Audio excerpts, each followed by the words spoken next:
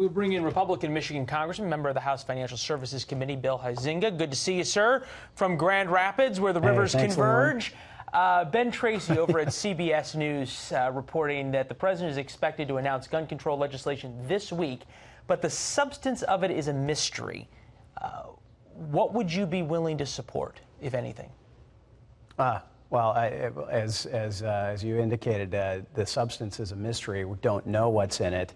In fact, I had a conversation with a member of law enforcement this morning at church, and we were talking a little bit about this, and it was interesting hearing my colleague talk about being in favor of an assault weapon ban, but not in favor of a buyback. And it seems to me that seems a little incongruent. Okay, so but even this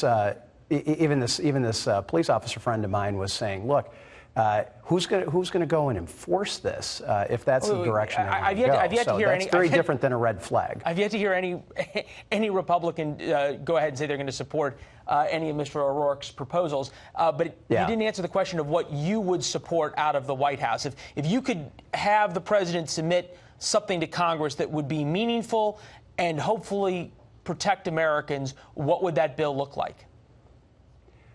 Well, so I'm not sure anybody has exactly that answer as of yet. For me, as I'm looking at it, I want to see how we are going to deal with the mental health side of that. How are we going to continue to empower friends and family and school administrators? Yeah, but there was already a bill that came out of Congress. There was already a bill that came out of the House, sponsored by Democrats, that added mental health to background checks, and a lot of Republicans opposed it, and it doesn't look like it's going to go to the Senate. Is that something that is worth supporting? Well, we had previously done that with 21st Century Cures, actually. There had been a number of those things. So what we saw was, again, a group of issues that some of them were fairly reasonable, others were really overreach, and we're seeing this as this set of bills that have been talked about to have these elements of overreach that I think are going to go nowhere in the Senate. Yeah. So it's going to be hard. I think if empowering states to explore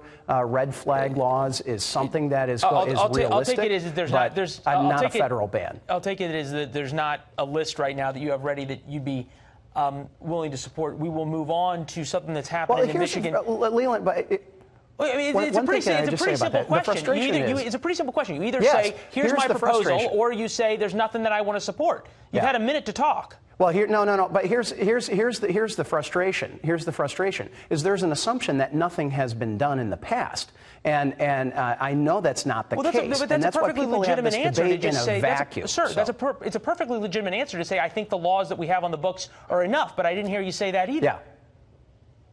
Well, I certainly don't. If there is additional things, it ought to be incremental, and it needs to make sure that it adheres to the Constitution, because there is a lot in place now. Okay. All right.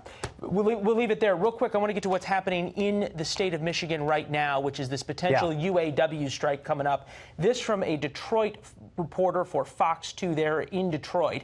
Spokesman says this impacts 48,000 UAW workers at GM plants across the country. There will be a huge ripple effect, as each auto job impacts 7 to 9 other jobs in the supply chain. This certainly is the UAW flexing its muscle in a pretty serious way. How does that play in Michigan?